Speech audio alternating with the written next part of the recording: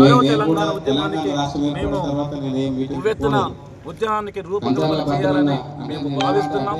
అదేవిధంగా అన్ని సంఘాలు కూడా ఐక్యదాటిని దానికి కూడా మా ఆరాధ్య ఫౌండేషన్ స్టేట్ కమిటీ కానీ జిల్లాల కమిటీ కూడా మేము ఇక్కడ ఈ జిల్లాలో 33 జిల్లాల ఇక్కడ కూడా ఈ యొక్క మీటింగ్లు జరిగిన ఖచ్చితంగా కూడా తెలంగాణ ఉద్యమకారుల కోసం కుటుంబాల కోసం ఖచ్చితంగా నిరంతరం మా వంతు సహకారం చేసుకుంటూ మేము పోరాటం చేస్తామని అదేవిధంగా నేను ఒకటే కోరుకుంటున్నాను, ఏంటంటే తెలంగాణ కొట్లాడి తెచ్చిన వాళ్ళం తెలంగాణ నిధులు నియామకాలు ఉద్యోగాలు దోసుకున్న ఆంధ్ర వాళ్ళని తరిమి కొట్టినాం. తెలంగాణ ఇవ్వకపోతే ఢిల్లీ మెడల్ నుంచి కూడా తెలంగాణ అలాంటి ఉద్యమకారులకి మరో ఉద్యమం చేయాల్సిన అవసరం ఉంది, చేస్తాం. కాబట్టి మా ఉద్యమాన్ని మేము తక్కువ వేసుకోవద్దు.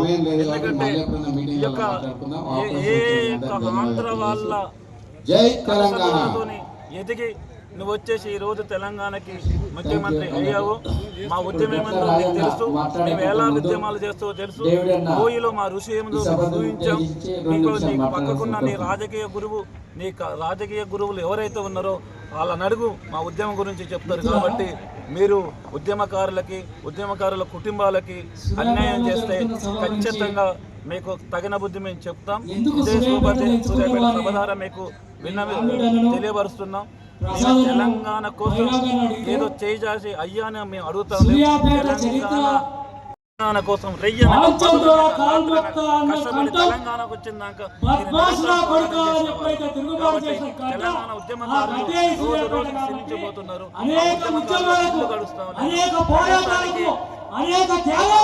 తండ్రికి కొడుకు లేక, ఒక తల్లికి కొడుకు లేక, ఒక భర్తకు భార్యకు భర్త లేక ఆ కుటుంబాలు ఎంత స్థితిగతులు చూస్తున్నాం. కాబట్టి త్వరని దించినాం.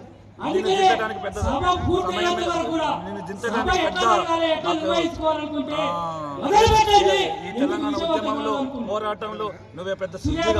అదే గడ్డ మీద పుట్టావు, నువ్వు కూడా అదే గడ్డ మీద పుట్టినావు. కాబట్టి సహోదర మీరు మేలుకొని తెలంగాణ ఉద్యమకారులకి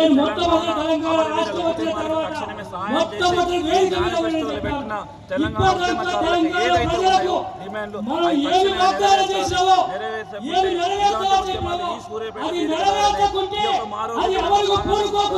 పెద్ద ఎత్తున ఉద్యమాలు ఖచ్చితంగా గద్దెదిస్తామని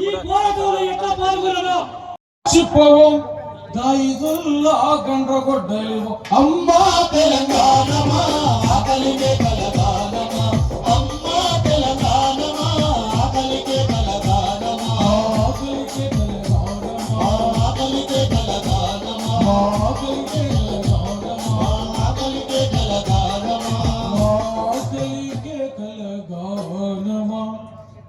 మరి తెలంగాణలో ఆకలి పోయిందా?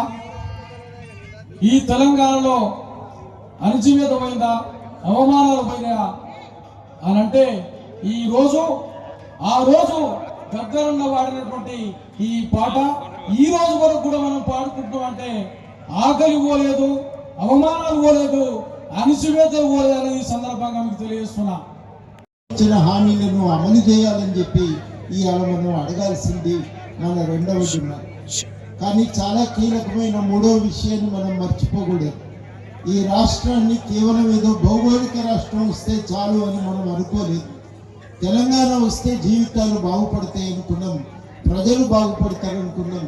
అందుకని వచ్చిన రాష్ట్రంలో ఉద్యమ ఆకాంక్షల వెలుగులో అభివృద్ధి జరగాలని కూడా మనం కోరుకోవాల్సిన అవసరం ఉంది. ఆ ఉద్యమ ఆకాంక్షల సాధన కోసం కూడా మనందరం సంఘటితం కావాలి, ఐక్యంగా నిలబడి మనం పోరాటం చేయాలి. ఈ ప్రయత్నం చాలా కష్టమైనటువంటి పని, కానీ మనం బాధ్యత తీసుకొని అందరం కలిసి ఒక తాటి మీదకి వచ్చి చేయగలిగితే తప్ప ఇది ఫలితం రాదు అని చెప్పి మనం గుర్తుపెట్టుకోవాలి. అందుకని ఐక్యం కావాలి, ఐక్యంగా నిలబడి డిమాండ్ల సాధన కోసం ఒక ప్రయత్నాన్ని మనం సీరియస్గా చేయవలసిన అవసరం ఉంది. ఆ ప్రయత్నంలో తప్పకుండా భాగమవుతామని, ఈ కృషిని ముందుకు తీసుకుపోవడానికి తప్పకుండా మీ అందరి వెంట తెలంగాణ జనసమితిగా నేను కానీ తప్పకుండా ఉంటామని ఈ సందర్భంగా హామీ ఇస్తూ ఈ విషయాలపై మరొకసారి మళ్ళీ మనం కూలంకుషంగా మాట్లాడుకుందాం.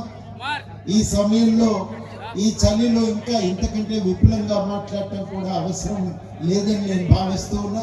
అందరికీ తెలిసిన వాస్తవాలే, వీటిని మనం దృష్టిలో పెట్టుకొని అందరం ఐక్యంగా ముందుకు సాగుదామని మరొకసారి విజ్ఞప్తి చేస్తూ జోహార్ తెలంగాణ, మన వీరులకు జై తెలంగాణ.